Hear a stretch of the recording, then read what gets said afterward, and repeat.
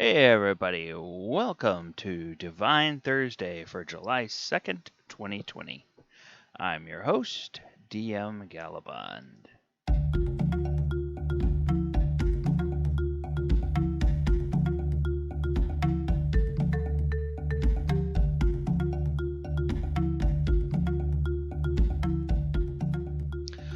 Alright everybody, today on Divine Thursday we are going to be taking a look at a spell that has a long history in the game. The spell is called Divine Word. Alright, so Divine Word is a spell that is a very powerful cleric spell, and unlike many spells in 5th edition, it is restricted to one class only, and only true clerics can cast this spell. Divine Word is a powerful spell, 7th level. It's a bonus action, so you can use a bonus action to do it. Range of 30 feet, components verbal only, instantaneous, and it requires a charisma save. So this divine word, it doesn't specify what it is. The player's free to make it up or in consultation with the DM. It varies from religion to religion, presumably. And you choose any number of creatures you can see. So you can affect as many people within range that you want, and you choose which ones. So it will allow you to exempt your companions, your allies, or your party members, or whatever. So this has different effects on these creatures based on their current hit points. And that's a key. It's their current hit points, not their maximum hit points, but their current hit points. So you can use this towards the end of a battle after you've injured a lot of powerful character or powerful enemies and still get a great effect out of it. So enemies with 50 points or fewer are deafened for 1 minute. They're 40 points or fewer, they're deafened and blinded for 10 minutes. If they have 30 points or fewer, they're blinded, deafened, and stunned for an hour. 20 points or fewer, it just instantly kills them. So it's a good finishing move against a lot of creatures that have been beaten down and are close to death. Or alternately, if you're a cleric and you walk into a goblin encampment and a bunch of goblins run up to you and they're going to want to try to attack you, Divine Word, boom, smite about 80 of them all right around you, and the rest of them are going to go, okay, maybe we don't kill this one. maybe this guy's a little bit too powerful for us. So, and then also, regardless of the hit points, a celestial, elemental, fey, or fiend that fails its save is forced back to its plane of origin. So that's another nice thing. If you're fighting against powerful elemental creatures, ifrits or uh, rock element, earth elementals, or whatever it is, or fiends, devils, demons, those types of things, you can force them back to their home plane using a spell, even if they have more than 50 hit points. It will still work on them as long as they fail their charisma save. So that's another important thing with this divine word spell. It has that secondary use. So you can banish multiple creatures at the same time. So everybody that's affected has to make that spell. Now I said this is a spell with a long history, and that history goes all the way back to original D&D. All the way back to a spell called Holy Word, which was a 7th level cleric spell. And it affects all creatures within 40 feet. So this, when it says all creatures, it specifies even in the description, friend or foe, within a circular area 40-foot radius centered on the caster. And when a cleric casts a spell, all creatures of alignments other than the clerics are affected as follows, and no saving throw versus spells are allowed. So, Holy Word effects up to 5th level kills them outright.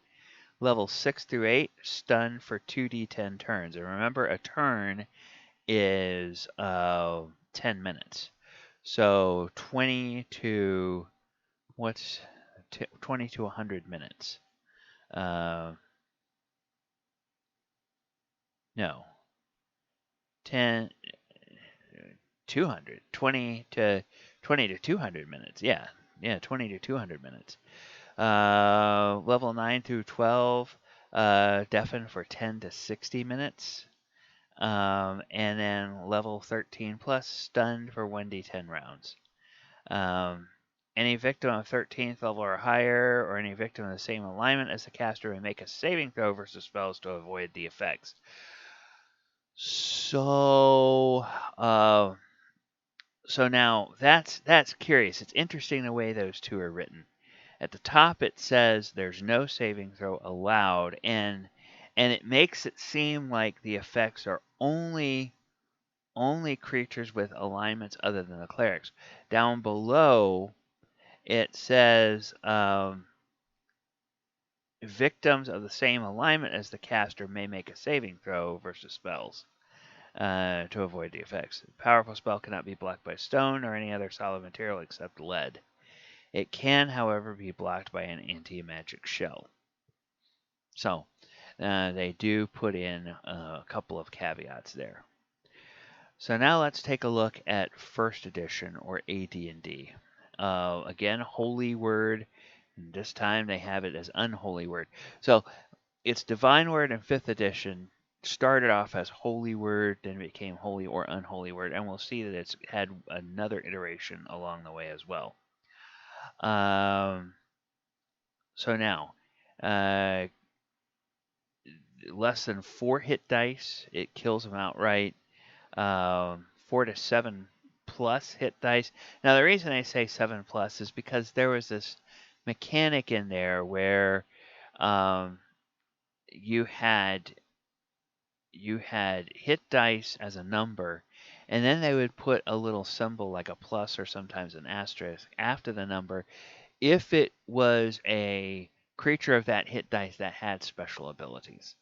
And so that was supposed to tell you as the DM that if you're trying to calculate the strength of an opponent for your party, that a 7 plus hit dice monster would be slightly more powerful than a 7 hit die monster. So if you're teetering on the edge, and a 7 hit die monster would be just the level of power that you wanted to test your party. If you put a 7 plus hit die monster, that might be too powerful for them. So they've simplified a lot of that since the early days. All right, so 4 to 7 plus hit dice will paralyze for 1d4 turns. And then 8 to 11 plus hit dice will stun for 2d8 rounds. Now also notice that it decreases their movement by 50%, and it gives them a -4 on their attack rolls. And then if they are 12 or more hit dice, it deafens for 1d4 rounds, cuts their movement by 25%. Attack dice gives them a -2 for attack, and 50% chance to fail when the victims try to cast a spell. So affected creatures must be within the 60 feet indoor or 60-yard outdoor diameter area of effect centering on the cleric casting the spell. Okay, now that's kind of strange because, diameter. Never mind. 30-foot radius or 30-yard radius outdoors with a 60-foot diameter. All right. Yeah, I can do math. All right. Second edition, Holy Word. It's a 30-foot radius, and this is gonna be exactly the same as as first edition with a little bit of a clarification here. So slowed creatures attack only on even numbered rounds until the effect wears off. So now you know how in 5th edition when you slow somebody to half movement, well they can still take an action every round, but it's just if they're a melee person, they just can only move half their normal rate to try to get to an opponent and attack. In the earlier editions, when you slowed somebody, you not only slowed their movement, but you slowed their ability to act. And then again, affected creatures, those within a 30-foot radius, are centered on the priest casting the spell. Side effects are negated for deafened or silent creatures, but are still driven off in if other planar. So yeah, that extra planar banishment.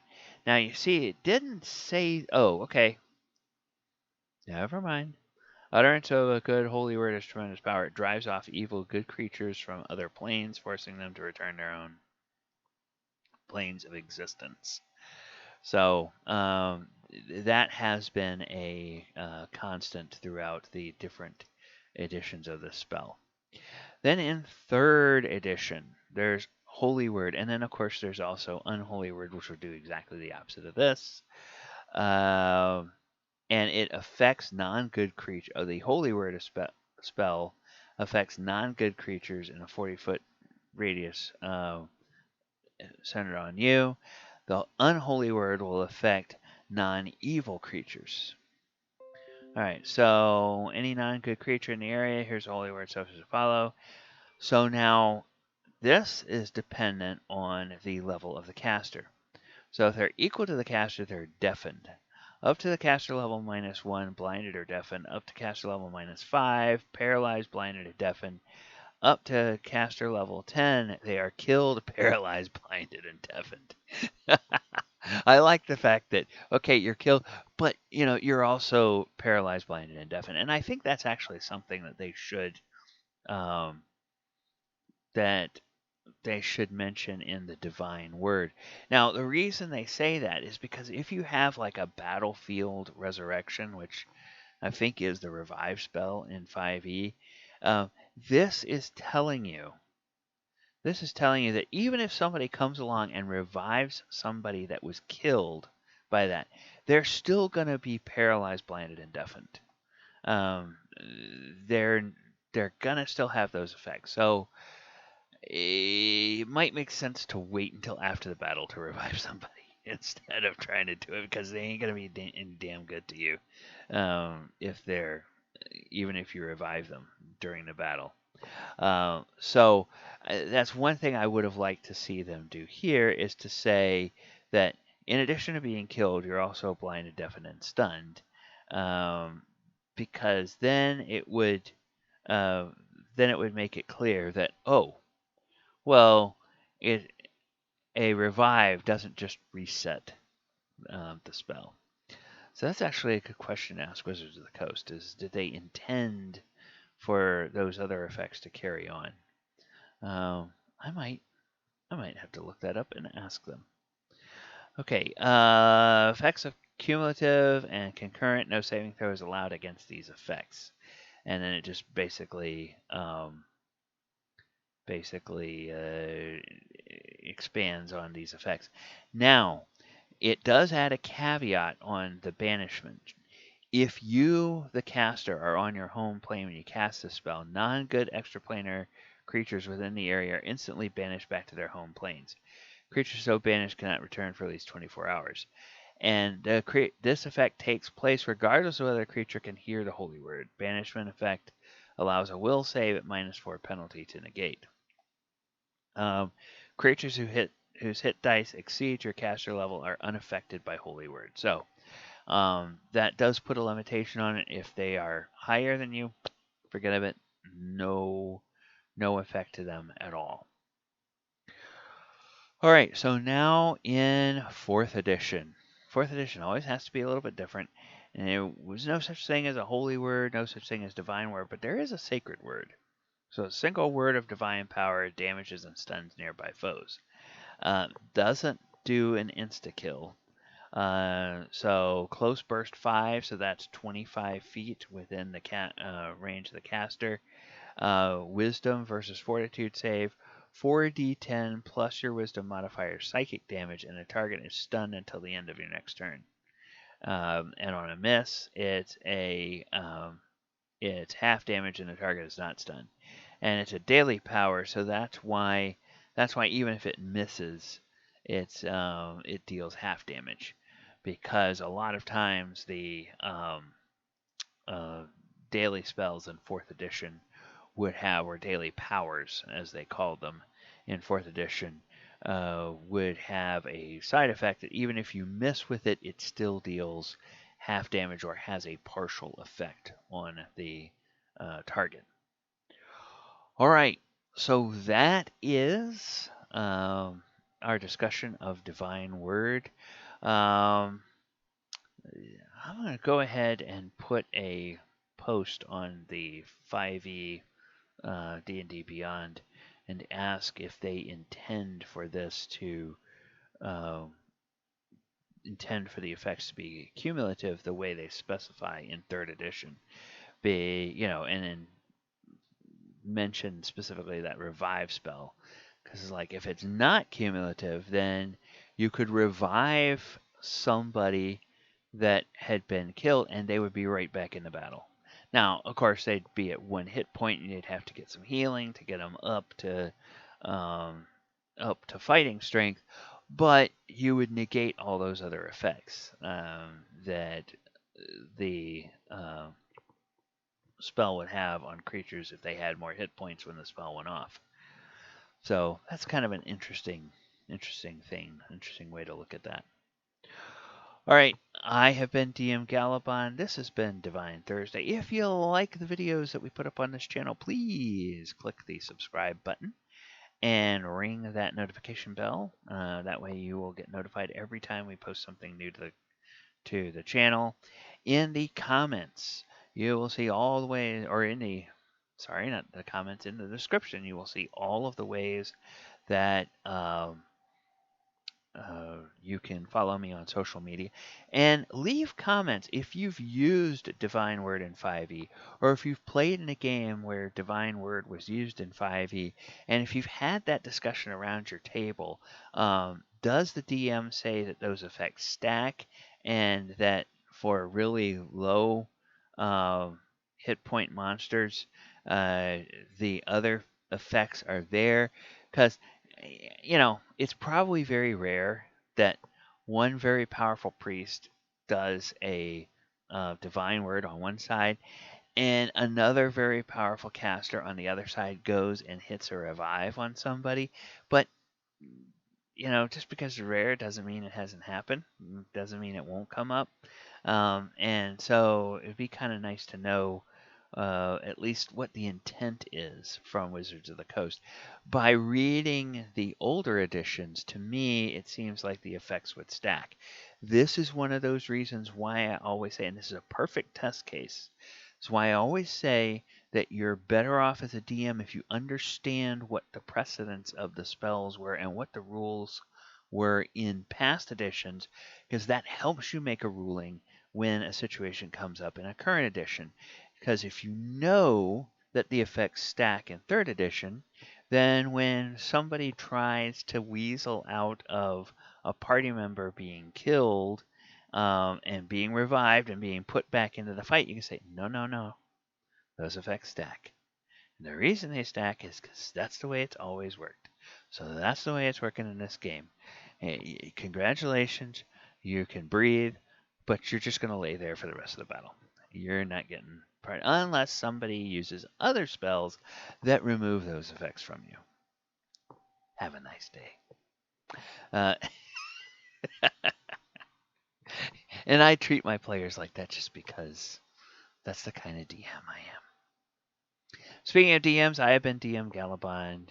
Hope everybody has a wonderful day. Join us tomorrow for a Lore Friday. We will continue our examination of the Princes of the Apocalypse campaign with a look at another adventure from that campaign. All right, everybody. Take care. We will talk to you later. See ya.